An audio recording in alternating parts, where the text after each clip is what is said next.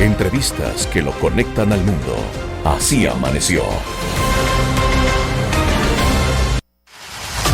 Están confirmando la noticia de la liberación de los señores periodistas Francisco Santos y Maruja Pachón. Maruja fue sacada de su cautiverio a las 7 de la mañana. La trajeron a Bogotá. Estaba en una finca de clima templado, según sus versiones. Me daba su palabra de honor que mi vida sería respetada, pasara lo que pasara, y que me liberarían más o menos en unos 15 días. Esa carta tiene más o menos eso. La semana pasada, el viernes de hace 2 semanas, Prime Video lanzó la serie basada en el libro de Gabo, Noticia de un secuestro. La semana pasada entrevistábamos a una de sus actrices que hacía de la madre de una de las secuestradas que murió, Diana Turbay, y entrevistamos a su director, que nos contaban que había sido muy difícil no sentir en carne propia lo que vivieron estas víctimas. Fueron 10 secuestrados que salen en Noticia de un secuestro. Esta nueva producción de Amazon Prime, basada, como les decía, de Gabriel García Márquez, muestra cómo el flagelo afectó en la década de los 90 a Colombia. Pero el día de hoy hemos querido llamar a Colombia a que nos cuente a alguien que lo sufrió en carne propia por el secuestro de su madre. Estábamos escuchando ahora, hace poco en la introducción, las voces de Maruja Pachón. Ella fue liberada, se le respetó la vida, y su hijo también sale en la serie cuando era joven. Hoy lo tenemos aquí, a Andrés Villamizar Pachón. Él es economista y político colombiano hoy en día. Andrés, buenos días. ¿La serie representa en verdad lo que ustedes vivieron como familia en esa época? Muy buenos días, Guillermo. Un saludo para todos los oyentes y muchas gracias por la invitación.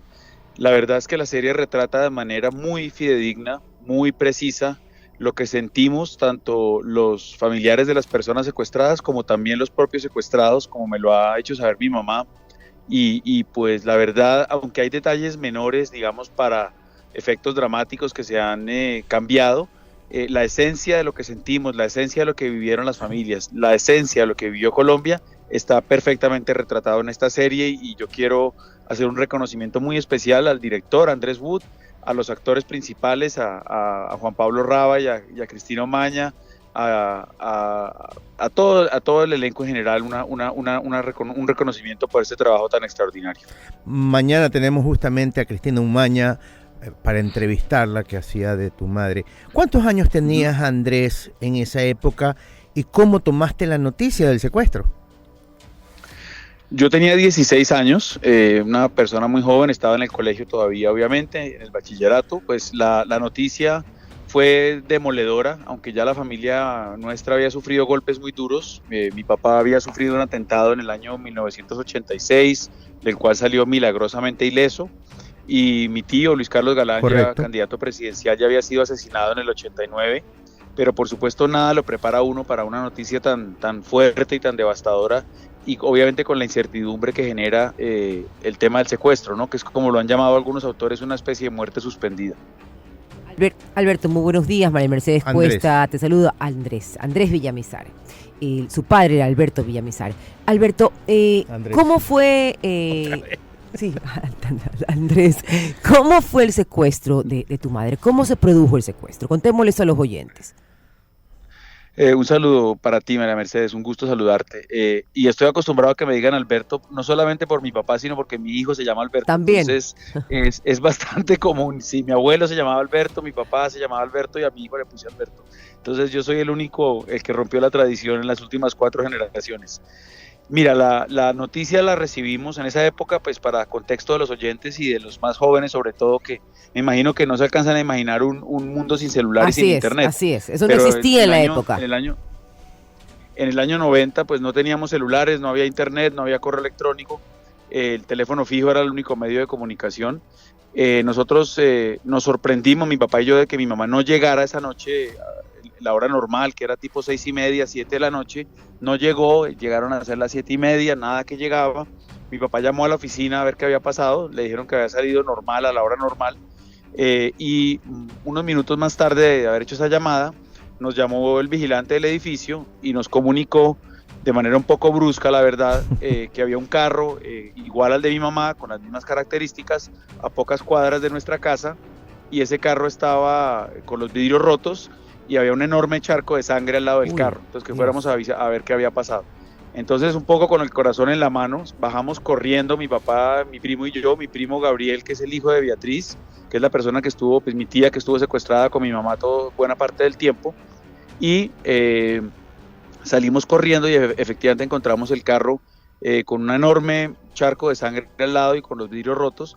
Mi papá de manera muy rápida se puso en la tarea de verificar que no hubiera sangre en los asientos de atrás y me dijo, mire, yo la verdad creo, tristemente, pues creo que es la sangre del conductor, y efectivamente los testigos corroboraban que había sido víctima de un disparo en la cabeza, que lo había matado prácticamente de manera instantánea, pero que pues la esperanza al menos que teníamos era que no había sangre en los asientos traseros y que muy probablemente se las habían llevado sin sufrir heridas. Pero obviamente no sabíamos nada, teníamos una enorme incertidumbre y pues pocos días después salió el comunicado de los extraditables reconociendo el secuestro. Constanza Duque, Nidia Quintero, Constanza Duque, quien hace de Nidia Quintero, nos contaba la semana pasada aquí que ella no ha podido pasar del tercer capítulo, pese a que ella actuó y no fue la original, que es madre de Diana Turbay. ¿Tú has visto toda la serie? ¿Tu mamá ha visto toda la serie? Pues mi mamá y yo fuimos invitados con algunos miembros de la familia a la premiere y allá vimos el primer capítulo como en cine, ¿no? En un teatro de cine, que fue una experiencia desgarradora porque obviamente con el sonido y con el tamaño de la pantalla todo se vive de una manera más dramática. Para mi mamá fue muy duro revivir el momento del secuestro que se da en el primer capítulo, pero mi mamá es una mujer muy fuerte y digamos que lo aguantó muy bien. Luego volvimos a la casa y hemos querido verla despacio, ¿no? Hoy en día uno con estas plataformas de streaming, pues uno suele ver las series en tandas muy rápidas, ¿no? La mayoría de mis amigos y conocidos se han visto la serie casi que en un solo día o en un fin de semana. Nosotros hemos preferido verla despacio. Yo voy en el 5º capítulo, me falta el último. Mi mamá me pidió que pues no era capaz de verla sola, que la viera con ella, entonces he estado viendo los capítulos nuevamente con ella, uno por día, y ella va en el tercer capítulo. Y esta noche seguramente veremos el 4. Yo, como te digo, ya vi hasta el 5º de los 6 que componen la serie, y entonces ha sido para nosotros, es una experiencia tan íntima y tan dolorosa que preferimos verla despacio, ir digiriendo todo lo que está pasando.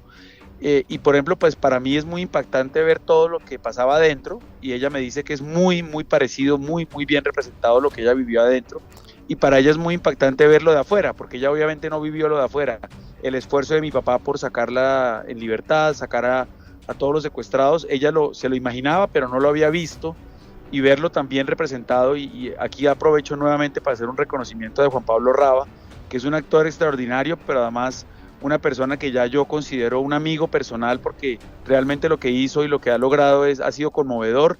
Mi papá murió hace 15 años y prácticamente es como sentir que vuelve a cobrar vida mi papá gracias a este trabajo que hizo Juan Pablo en esta serie. Andrés, ¿cuántos años tenías cuando leíste el libro? Porque se basa todo en un libro, el único libro de no ficción de Gabriel García Márquez, y tu mamá después de eso fue ministra. O sea, tu mamá todavía volvió a la política. Yo hubiera salido corriendo, te soy sincero, de ser político. Sí. ¿Cuántos años tenías cuando leíste el primer? Yo tenía, mira, precisamente mi mamá sale del secuestro en el 91, a mi papá lo nombran embajador en Holanda, para irnos un tiempo de Colombia, primero por el peligro y toda la tensión que esto representaba, y también como para desestresarnos un poco en un ambiente diferente. Y estando nosotros en Holanda, a mi mamá la nombra ministra de Educación el presidente César Gaviria. Mi mamá regresa, como tú dices, sacando fuerzas de donde no sé de dónde, decide continuar con ese legado de Luis Carlos Galán, que es lo que siempre la ha motivado a ella, y ocupa el Ministerio de Educación por 2 años. Y estando en el ministerio, ella se reencuentra con García Márquez, porque ellos ya se conocían, pero se reencuentran nuevamente, y mi mamá lo invita a formar parte de lo que se llamó la Comisión de Sabios, que era una comisión de personas notables colombianas que asesoran al Ministerio de Educación en la visión de largo plazo del sistema educativo colombiano, y ahí es cuando mi mamá le propone que escriba el libro. Mi mamá le dice que le da la idea de escribir un libro sobre esto. García Márquez se entusiasma muchísimo, arranca el proceso de escribir el libro y ese libro termina más o menos en el 95, si no estoy mal, 96. Yo tuve largas jornadas de trabajo con García Márquez, de entrevistas que me hizo de varias horas sobre lo que yo viví y que las utilizó para el libro, obviamente, así como muchas otras entrevistas que él realizó. Luego el libro sale en el 96 y les voy a hacer una confesión muy, muy personal que yo no he contado en ningún medio de comunicación.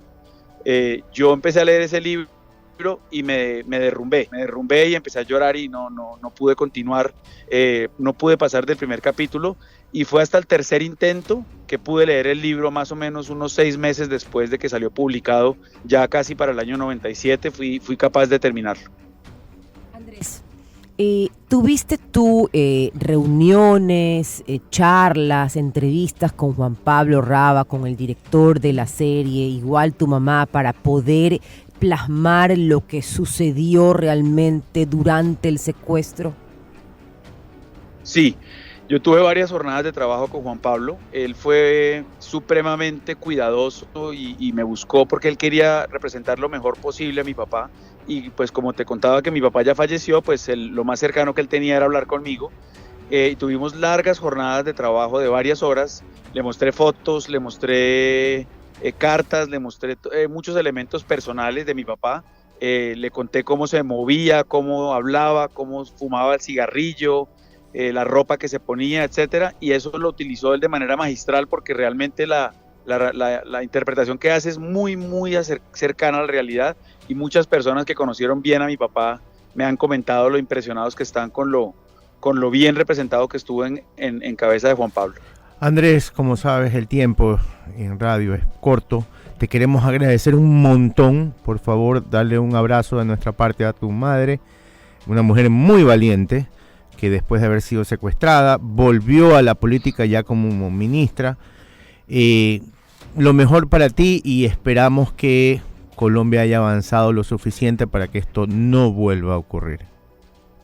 Muchísimas gracias por la invitación y comparto ese mensaje, y que es importante que la historia la conozcamos y las nuevas generaciones la conozcan para que nunca se repita. Le daré el saludo a mi mamá y un saludo muy especial para toda la mesa de trabajo y para sus oyentes. Muchas gracias por la invitación. Era Andrés Villamizar, hijo de Maruja Pachón, secuestrada por Pablo Escobar, y una de las secuestradas en la serie de Prime Video, Noticia de un secuestro. Espeluznante.